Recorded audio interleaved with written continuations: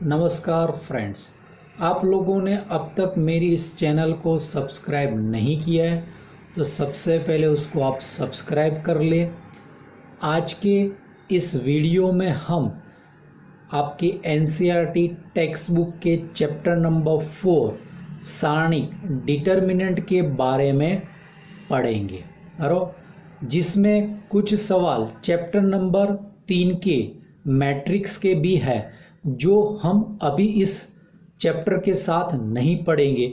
जब वो चैप्टर 3 पढ़ेंगे उसके साथ ये मैट्रिक्स के सवाल उसके साथ करें। यदि आपको ये वीडियो पसंद आता है तो उसको ज़रूर लाइक करें और शेयर भी करें और नीचे दिए हुए बेल आइकॉन को भी आप क्लिक कर ले जिससे आपके मेरे नए वीडियो की तुरंत माहिती मिले। Thank you. चलो आज के चैप्टर नंबर 4 सारणी डिटर्मिनेंट में हम थियरी इलस्ट्रेशन के साथ देखेंगे। उसमें आपके पास नोटेशन और थियरम, संकेत और प्रमेय है। क्लियर? जिसमें आपका फर्स्ट नोटेशन है RI, डबल एरो है, CI, R फॉर रो पंक्ति, C फॉर कॉलम और स्तंभ, I उसका क्रम दर्शाता है, प्रथम पंक्ति, दूसरी पंक्ति, तीसरी पंक्ति, प्रथम स्तंभ, दूसरा स्तंभ, तीसरा स्तंभ, row first row, second row, third row, first column, second column, third row. तो ये क्या दर्शाता है कि प्रत्येक हार यानी पंक्ति को अनुरूप स्तंभ में बदलना, यानी changing each row into corresponding column. Clear हो गई चीज? इसी के आधार पे आपका ये प्रमेय बनता है। ये नोटेशन के आधार पे आपका ये प्रमेय है। प्रमेय है सारणी की सभी पंक्तियों को अनुरूप स्तंभ में बदलने से सारणी का मूल्य बदलता नहीं है। The value of determinant does not change if all rows of the determinant are rotated into corresponding column, यानी एवरी रो को ट्रांसफर करो एवरी कॉलम में। क्लियर? अब इसका इलस्ट्रेशन देखो तो आपको ये क्वेश्चन जल्दी क्लियर हो जाएगा। क्लियर? तो इसका इलस्ट्रेशन आपके पास दिया है कि भाई देखो D is equal to determinant है 2 1 -1 3 4 2 5 -3 4। अब इसका एक्सपेंशन करके पहले आंसर निकाल लेते हैं। तो देखो 2 2 तो ये रो एंड कॉलम चला गया, ये 4 एलिमेंट, तो 4 इंटू 4 16, फिर आएगा माइनस, तो -6, तो माइनस माइनस प्लस 6, ये +1 है इसलिए -1, तो ये रो एंड कॉलम चला गया। 4 इंटू 3 12, फिर -5 इंटू 2 10, फिर ये -1 है तो -1, तो ये रो एंड कॉलम चला गया। ये 4 एलिमेंट, 3 इंटू -3 -9, फिर -4 इंटू 5 20, 16 + 6 22 इंटू 2 44, 12 - 10 2 2 इंटू -1 -2, ये -29 इंटू +29 71।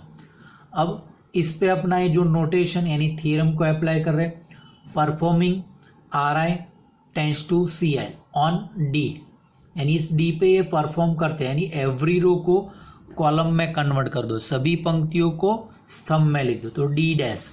तो देखो फर्स्ट रो है क्या है 2 1 -1, तो first column 2 1 minus, first second row 3 4 2, तो ये सेकेंड कॉलम 3 4 2, थर्ड रो 5 -3 4, तो थर्ड कॉलम बन जाएगा 5 -3 4। अब इसका अपने एक्सपांशन करते हैं तो 2 इंटू, तो ये रो एंड कॉलम चला गया, ये 4 एलिमेंट, 4 इंटू 4 16, फिर आएगा -3 इंटू -2 -6, तो माइनस माइनस +6, ये +3 तो -3, ये रो एंड कॉलम चला गया तो 1 -1 -3 4, तो 1 इंटू 4 4, फिर -1 इंटू 3 -3 +3 +5, तो +5, रो एंड कॉलम चला गया तो ये 4 एलिमेंट, 1 इंटू 2 2 -4 इंटू -4 तो -4, तो माइनस माइनस +4 हो गया। ये हो गया 16 + 6 22 इंटू 2 44, 4 -3 1 इंटू -3 -3, ये 6 इंटू 5 30, तो ये टोटल करोगे तो 71, यानी ये दोनों वैल्यू कैसी आ रही है, सेम, तो D dash is equal to D. यानी कि अपने रो को कॉलम में चेंज करते हो तो भी डिटर्मिनेंट की वैल्यू चेंज नहीं होती है। अब आपका सेकेंड नोटेशन है R I tends to R J या तो आर आई जे, जहाँ I not equal to J, यानी दोनों सेम है। इसका मतलब है किसी भी दो पंक्ति की अदला बदली, बराबर, यानी कि इंटरचेंजिंग एनी टू रोज। क्या होता है, इंटरचेंजिंग एनी टू, रो है इसलिए आर, यहाँ पे यदि सी आई सी जे कर दिया है तो इंटरचेंजिंग एनी टू कॉलम, बराबर, किसी भी दो स्तंभ की अदला बदली। अब इसी के आधार पे उसके थ्योरम क्या कहना चाहता है, तो देखो, सारणी की कोई भी दो पंक्तियां या तो स्तंभ को परस्पर परिवर्तित कर दिया जाता है तब सारणी का चिन्ह परिवर्तित हो जाता है। क्लियर, यानी जो आंसर प्लस में आता है और ये नोटेशन यूज करते हो तो आंसर क्या हो जाएगा, अपोजिट हो जाएगा। क्लियर, चलो, इफ एनी टू रोज या तो columns of a determinant are interchange then sign of determinants changes, यानी डी का आंसर प्लस है, ये नोटेशन अपने यूज करते तो आंसर क्या आ जाएगा, नेगेटिव में आ जाएगा। यदि डी का आंसर नेगेटिव में है और ये नोटेशन यूज करते तो डिटर्मिनेंट का आंसर कैसा चला जाएगा, प्लस में चला जाएगा। अब इसका इलिस्ट्रेशन देखो, क्लियर हो जाएगा। चलो, D is equal to determinant है 1 2 3 -3 4 -1 2 1 4, तो 1 इंटू, तो ये रो एंड कॉलम चला गया तो ये एलिमेंट, तो 4 इंटू 4 16 माइनस, ये हुआ मल्टीप्लीकेशन माइनस में, तो माइनस माइनस +1 +2 है तो -2, ये रो एंड एक कॉलम चले गए तो -3 2 -1 4 बचा, तो -3 इंटू 4 -12 माइनस क्या आएगा 2, तो माइनस माइनस +2, ये 3 तो +3, ये रो एंड कॉलम चला गया, ये 4 एलिमेंट, तो -3 इंटू 1 -3 माइनस 4 इंटू 2 8, तो ये 17 इंटू 1 17, ये -10 इंटू -2 +20, ये -11 इंटू 3 तो -33, ये पूरा सॉल्व करोगे तो आपका आंसर आएगा 4। अब इस पे अपने ये नोटेशन अप्लाई करते हैं तो इसका आंसर क्या आना चाहिए, -4, यानी अपोजिट आना चाहिए, बराबर। तो देखो, applying operation C2 C3, interchanging C2 C3, या तो C2 3 लिखो तो भी चले, यानी सेकेंड एंड थर्ड कॉलम को इंटरचेंज करना है, यानी सेकेंड कॉलम को थर्ड कॉलम पे लिखो और थर्ड कॉलम को सेकेंड कॉलम पे लिखो। तो देखो डी डैश, तो first column as it is 1 -3 2, अब सेकेंड कॉलम है वो थर्ड पे लिखा, सेकेंड कॉलम कौन है 2 4 1, तो थर्ड पे लिखा 2 4 1, और थर्ड पे कौन है 3 -1 4, वो सेकेंड पे चला जाएगा 3 -1 4। अब इसको सॉल्व करते हैं, तो देखो 1 इंटू, तो ये रो एंड कॉलम चला गया, ये 4 एलिमेंट, तो -1 इंटू 1 -1 माइनस 4 इंटू 4 16, ये +3 है, तो -3, ये रो एंड कॉलम चला गया, तो ये 4 एलिमेंट -3 2 4 1, तो -3 इंटू 1 -3, फिर -4 इंटू 2 -8, ये +2, ये रो एंड कॉलम चला गया, ये 4 एलिमेंट -3 2 -1 4, तो -3 इंटू 4 -12, फिर -1 इंटू 2 -2 आएगा, तो माइनस +2, तो -17 इंटू 1 -17, -11 -3 +33, -10 इंटू 2 -20, ये एडिशन सब्ट्रैक्शन करोगे -4, यहाँ पे क्या था +4, तो D dash is equal to -d,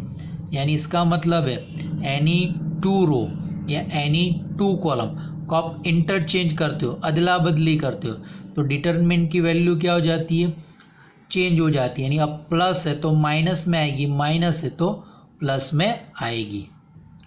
चलो, थर्ड नोटेशन KRI या तो RI ऑफ K, इसका मतलब है IV पंक्ति को K से गुणा, यानी ith row multiply by K, यहाँ पे R इसलिए रो, C होता तो स्तंभ कॉलम आएगा। अब इसी नोटेशन के आधार पे अपना थ्योरम्स है। देखो, यदि सारणी की किसी एक पंक्ति या तो स्तंभ के प्रत्येक अवयव को k से गुणा करते हैं तो उसका मान भी k से गुणित हो जाता है। क्लियर? यानी जैसे कि अपने कोई डिटरमिनेंट आंसर 4 है, किसी रो को आप 2 से मल्टीप्लाई करते हो तो जो नया डिटरमिनेंट है उसका आंसर क्या आएगा, 4 इंटू 2 8 बन जाता है। क्लियर? अब देखो, इफ ईच एलिमेंट ऑफ ए रो या तो column of A determinant is multiply by k then its value gets multiply by k हो जाता है। क्लियर? अब इसका इलस्ट्रेशन देखो तो ये थ्योरम्स आपको जल्दी क्लियर हो जाएगा। चलो इलस्ट्रेशन देखो, d is equal to determinant है 3 2 1 4 5 6 1 माइनस 3 2। तो देखो ये 3 इंटू, तो ये रो एंड कॉलम चला गया, ये 4 element 5 into 2 10 minus 6 into minus 18 minus minus plus 18 plus 2 है तो माइनस 2 इंटू ये रो एंड एक कॉलम चला गया तो कौन बचा 4 1 6 2, तो 4 इंटू 2 8 माइनस 6 इंटू 1 6 और ये प्लस 1, तो ये रो एंड कॉलम चला गया, ये 4 एलिमेंट 4 1 5 माइनस, तो 4 into minus 3 minus 12 minus 5 into 1 5, तो ये हो जाएगा 28 इंटू 3 84, ये हो जाएगा 2 into minus 2 minus 4 minus 17 into 1 minus 70, तो आंसर आया 63। अब अप्लाइंग ऑपरेशन 3C1 या तो C1 ऑफ 3, इसका मतलब क्या, फर्स्ट कॉलम को आपको 3 से मल्टीप्लाई करना है, तो इसका आंसर क्या आएगा 63 इंटू 3 आएगा। देखो तो डी डैश अपने फर्स्ट कॉलम को 3 से मल्टीप्लाई, तो 3 इंटू 3 9, 4 इंटू 3 12, 1 इंटू 3 3, तो ये 2 5 minus 3 as it is 1 6 2 as it is. अब इसका एक्सपांशन करते हैं, देखो 9 इंटू, तो ये रो एंड कॉलम चला गया तो 5 6 माइनस 3, तो 5 इंटू 2 10 माइनस 6 इंटू माइनस 18, तो माइनस माइनस प्लस 18 प्लस 2 है तो माइनस 2 ब्रैकेट में, ये रो एंड कॉलम चला तो कौन बचा 12 3 6 2, तो 12 इंटू 2 24 माइनस 6 इंटू 3 18, अब प्लस 1, तो ये रो एंड कॉलम चला गया तो ये 4 एलिमेंट 12 3 5 है, तो 12 into minus 3 minus 36 minus 5 into 3 50, अब 10 और 18 28 28 इंटू 9 252, 24 माइनस 18, तो 6 6 into minus 2 minus 12 minus 36 minus 15 minus 51 into 1 minus 15, तो आंसर है 189 यानी 3 इंटू 63, ये 63 यानी डी था, तो D dash is equal to 3D। यानी अपने किसी रो या तो किसी कॉलम से के से मल्टीप्लाई करते तो डिटरमिनेंट की वैल्यू क्या हो जाती है के टाइम्स, यानी के गुना जितनी हो जाती है। अब एक नोट्स देखो, जो आपको अभी जो नोटेशन देखा थर्ड नोटेशन, जब प्रूव करने वाले सिद्ध करने वाले क्वेश्चन हो गए तब वो नोटेशन आपको कैसे यूज करना है। जब भी हम KRI या तो KCI का उपयोग करेंगे तब सारणी के आगे 1/k से भी गुणा करेंगे, जिससे सारणी का मूल्य बदलेगा नहीं। यानी अपने नोटेशन यूज करते हैं, यानी कोई भी पंक्ति या तो कोई भी स्तंभ को k से गुणा करते हैं तो सारणी के आगे भी आपको 1/k से गुणा, यानी आगे 1/k लिख देना है। और whenever we use KRI या तो KCI we will also multiply by 1/k of the determinant so that the value of the determinant does not change। यानी अपने सिद्ध करने वाले क्वेश्चनों में इसका इस तरह यूज करना होगा। अब नेक्स्ट थियरम देखो, सारणी के किसी भी दो पंक्ति या तो स्तंभ के सदस्य समान हो अथवा उनका अनुपात समान हो तो सारणी का मान 0 होगा। यानी कोई भी दो पंक्ति या तो कोई भी दो स्तंभ के सारे सदस्य समान हो या तो उनका अनुपात सेम हो तो सारणी का मूल्य क्या हो जाता है 0। If the members of any two rows या तो column of the determinants are equal और their ratio is equal then the value of the determinant becomes 0। अब इसका इलिस्ट्रेशन देखो, दोनों का एक एक इलिस्ट्रेशन, यानी दो रो सेम हो ऐसा या रेशियो सेम हो ऐसा। तो देखो फर्स्ट इलिस्ट्रेशन आपके पास दिया है कि d is equal to 5 square 5 cube 5 square 5 cube 5⁴ 5 cube 5⁵ is equal to 0। Y R2 upon R1 करो तो 5 square upon 5 cube upon 5 square 5⁴ upon 5 cube 5। आप R1 अपॉन R2 लोगे तो 1 अपॉन 5 आएगा, R2 अपॉन R3 लोगे तो 1 अपॉन 5 आएगा, R1 upon R3 लोगे तो 1 अपॉन 5 स्क्वायर आएगा। क्लियर। इसी तरह कॉलम में भी सेम ही है, इसलिए रेशियो सेम है, इसलिए डिटर्मिनेंट की वैल्यू क्या हो जाती है 0। सेकेंड इलस्ट्रेशन देखो, डिटर्मिनेंट दिया 1 -1 0 sin pi by 2 cos pi sin pi 3 5 8 0। Y R1 equal to Y, क्योंकि sin pi by 2 की वैल्यू क्या होती है 1, cos pi की वैल्यू -1, sin pi की वैल्यू 0, यानी फर्स्ट एंड सेकेंड रो क्या हो जाती है सेम हो जाती है, इसलिए वो डिटर्मिनेंट की वैल्यू क्या हो जाती है 0 हो जाती है। और दूसरी चीज ये याद रखो, डिटर्मिनेंट की किसी भी रो या किसी भी कॉलम के सारे एलिमेंट सारे सदस्य शून्य हो तो डिटरमिनेंट की वैल्यू शून्य, यानी ये देखो ये 0 ये 0 ये 0, यानी तीनों 0 है तो भी डिटर्मिनेंट की वैल्यू क्या हो जाती है 0। क्यों? क्योंकि अपने यहाँ पे अभी जो फोर्थ नोटेशन बाकी है देखना वो यूज़ करोगे तो ये दोनों जो वैल्यू सेम है वो यू अप्लाई करोगे तो डिटरमिनेंट की वैल्यू में एनी रो में क्या हो जाएगा 0 हो जाएगा। चलो नेक्स्ट थियरम है, determinant a1 plus lambda 1 a2 plus lambda 2 a3 plus lambda 2 3 b1 b2 b3 c1 c2 c3, यानी यहाँ पे फर्स्ट रूप में एडिशन दी है। क्लियर। तो इसको स्प्लिट करके दो डिटर्मिनेंट में लिखा जा सकता है, यानी इस सारणिक को दो सारणिक में बदल सकता है। तो जो पहला एलिमेंट है वो a1 a2 a3, first a1 a2 a3, second दोनों as it is b1 b2 b3 c1 c2 c3 plus अब ये second element lambda 1 lambda 2 lambda 3, अब b1 b2 b3 c1 c2 c3 बराबर। यदि यहाँ पे 3 एडिशन होते हैं यहाँ पे तो ये प्लस करके थर्ड डिटर्मिनेंट आपको लिखना पड़ेगा। चलो लास्ट एंड फोर्थ नोटेशन जो वेरी मोस्ट आईएमपी है, इसका आपको यूज करना आता है तो इस चैप्टर में एक्सरसाइज सॉल्व करने में कोई प्रॉब्लम होगा नहीं। फोर्थ नोटेशन है RI tends to RI plus K R J, या तो लिखा जाएगा RIJ of K I not equal to J. इसका मतलब है ये जो KRI है ना KRJ, यानी JV पंक्ति को यानी हार को K से गुणा करके IV पंक्ति में जोड़ना है। इस नोटेशन में क्या होगा, ये जो पीछे लिखा है उससे मल्टीप्लाई करना है और जो ऐड कहाँ करना है I में ऐड करना है। अरो अब देखो multiplying each component of jth row, अरो multiplying each component of jth row by k and add into ith row. Clear. अब उसका थ्योरम देखो फिर इलस्ट्रेशन देखेंगे तो आपको ये नोटेशन जल्दी क्लियर होगा।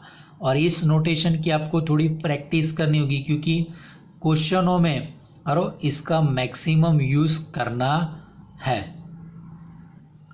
चलो उसका थ्योरम है, यदि सारणी के किसी भी पंक्ति या तो स्तंभ के प्रत्येक अवयव में दूसरी पंक्ति या तो स्तंभ के संगत अवयव के समान गुणजों को जोड़ दिया जाता है तो सारणी का मान वही रहता है।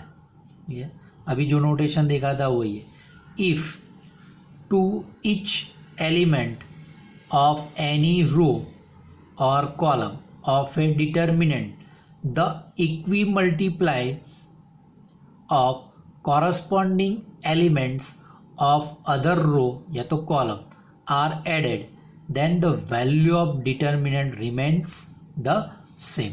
तो ये अपना लास्ट थियरम भी था। तो अपने जो थियरम्स पढ़े उसमें किस किस में डिटर्मिनेंट की वैल्यू चेंज होती है। तो एक दो रो को इंटरचेंज या तो दो कॉलम को इंटरचेंज करते हो तो डिटर्मिनेंट की वैल्यू क्या हो जाती है, अपोजिट। सेकेंड था, यदि कोई डिटर्मिनेंट को आप के से मल्टीप्लाई करते हैं तो डिटर्मिनेंट की वैल्यू क्या हो जाती है, के टाइम्स हो जाती है। क्लियर। तो इसमें आपकी वैल्यू चेंज हो जाती है, बाकी में वैल्यू चेंज होती नहीं है। अब इसका इलिस्ट्रेशन देखेंगे अपने। देखो d is equal to determinant 1 2 3 -3 4 -1 2 1 4 is equal 1 into, तो ये रो एंड कॉलम चला गया, ये 4 है तो 4 इंटू 4 16 -1 तो माइनस माइनस +1, ये +2 है तो -2, तो ये रो एंड कॉलम चला गया तो -3 2 -1 4, तो -3 इंटू 4 -12 माइनस ये बनेगा -2 तो माइनस माइनस +2 +3 इंटू ये रो एंड कॉलम चला गया, ये 4 एलिमेंट -3 2 4 1, तो -3 इंटू 1 -3 माइनस 4 इंटू 2 माइनस ये 16 + 1 17 -10 इंटू -2 तो +20 -11 इंटू 3 -33 4। अब applying operation R2 tends to R2 + 2R1, इसका मतलब क्या है, चेंजेस होगा R2 में होगा और क्या करना है, R1 को यानी फर्स्ट रो को 2 से मल्टीप्लाई करना है और R2 में ऐड करना है। अभी मैं आपको समझने के लिए पूरे स्टेप लिखता हूँ, जब एक्सरसाइज आएगी तब मैं डायरेक्ट स्टेप लिखूंगा। क्लियर।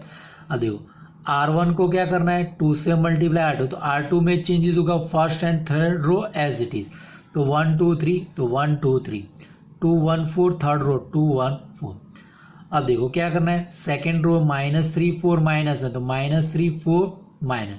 अब फर्स्ट रो को 2 से मल्टीप्लाई करके यहाँ ऐड करना, तो इसको 2 से मल्टीप्लाई किया तो 2 इंटू 1, इसको 2 से मल्टीप्लाई किया 2 इंटू 2, इसको 2 से मल्टीप्लाई किया 3 इंटू 2। क्लियर। अब अपने थियरम में क्या कहते थे, इसकी वैल्यू चेंज होती नहीं है, तो इसका 4 आया तो ये ऑपरेशन करने के बाद आपका आंसर भी क्या आएगा, 4 ही आएगा। तो देखो ये 1 2 3 1 2 3, ये 2 इंटू 2 और ये प्लस -3 तो ये -1, 4 + 4 8 -1 + 6 5 2 1 4 2 1 4, तो 1 इंटू ये रो एंड कॉलम चला गया, ये 4 एलिमेंट 8 1 5 8 इंटू 4 32 माइनस 5 इंटू 1 5 +2 है तो -2, तो ये रो एंड कॉलम चला गया तो -1 2 5 4, तो -1 इंटू 4 -4 माइनस 5 इंटू 2 -10, ये +3, ये रो एंड कॉलम चला गया, ये दो 4 बचे -1 2 8 1, तो -1 इंटू 1 -1 माइनस 2 इंटू 8 -16, 32 - 5 27 इंटू 1 27, ये -14 इंटू -2 +28,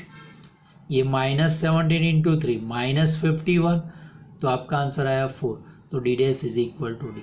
सेम अभी अपने नेक्स्ट ऑपरेशन करते हैं, सेम क्वेश्चन के लिए apply operation C1 tends to C1 + 3C2, तो यानी चेंजेस कहाँ आएगा, C1 में। C3 को आपको 3 से मल्टीप्लाई करना है, जो मल्टीप्लाई करना है वो ओरली करना है, और ऐड कहाँ करना है, C1 में करना है, तो चेंजेस कहाँ आएगा, C1 में। तो C2 और C3 column as it is, तो C2 कॉलम था 2 4 1 और C3 कॉलम था 3 -1 4 और फर्स्ट कॉलम था 1 -3 2। अब क्या करना है, थर्ड कॉलम को 3 से मल्टीप्लाई करके फर्स्ट, तो इसको 3 से तो 3 इंटू 3 -1 इंटू 3 4 इंटू 3 हो गया। अब इसका एडिशन सब्ट्रैक्शन करते हैं अपने, तो देखो ये बनेगा 9 + 1 10 -3 -6 12 + 2 14, ये 2 4 1 2 4 1 3 -1 4 3 -1 4। अब 10 इंटू ये रो एंड कॉलम चला गया, ये बचा 4 1 माइनस, तो 4 इंटू 4 16 माइनस 1 इंटू -1 तो माइनस माइनस +2 है तो -2, ये रो एंड कॉलम चला गया तो -6 14 -1 4, तो -6 इंटू 4 -24 माइनस -1 इंटू 14 -14, तो माइनस माइनस प्लस 14 प्लस 3, तो ये रो एंड कॉलम चला गया। -6 14 4 इंटू 1, तो -6 इंटू 1 -6 और -14 इंटू 4 -15, ये 17 इंटू 10 170, -24 प्लस 14 -10 इंटू -2 प्लस 20, ये -6 -52 6, तो ये -62 इंटू 3, तो -186, तो आपका आंसर आएगा 4, तो D dash is equal to D आएगा। चलो अब प्रैक्टिस के लिए खाली नोटेशन करते हैं, इसका आंसर अपने नहीं निकाल रहे बराबर।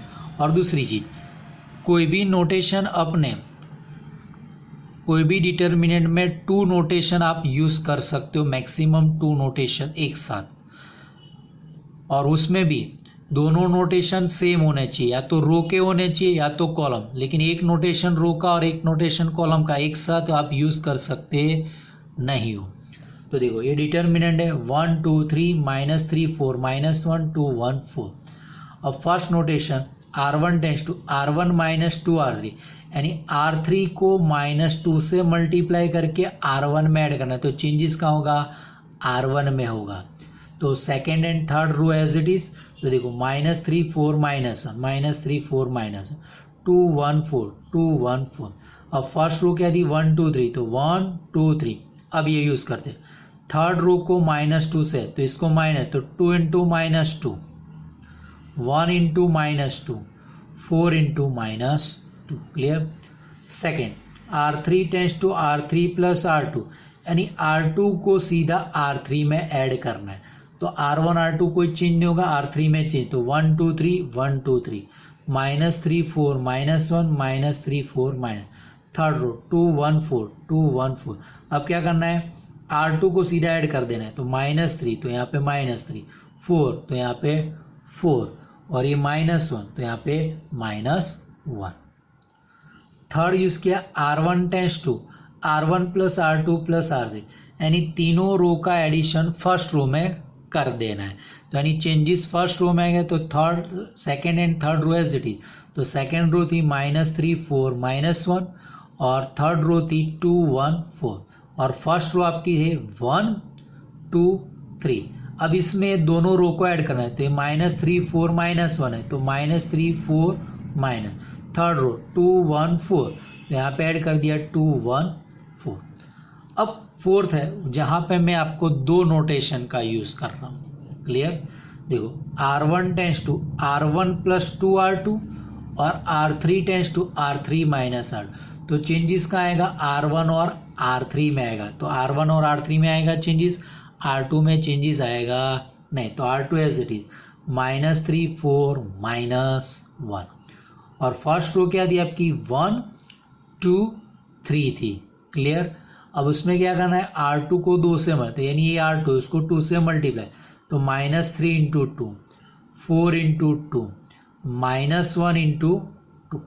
और थर्ड रो थी आपकी 2 1 4, इसमें क्या करना है, R2 को -1 से मल्टीप्लाई करें, यानी माइनस कर देना है R3 में, तो देखो ये -3, तो यहाँ पे माइनस ऑफ -3 4, तो -4 -1, तो माइनस ऑफ -1 हो गया। चलो अब फिफ्थ है R2 tends to R2 plus 2 R1 R3 tends to R3 minus 3 R, तो चेंजेस का होगा R2 और R3 में चेंजेस होगा, फर्स्ट रो में चेंज नहीं होगा, तो first row as it is 1 2 3।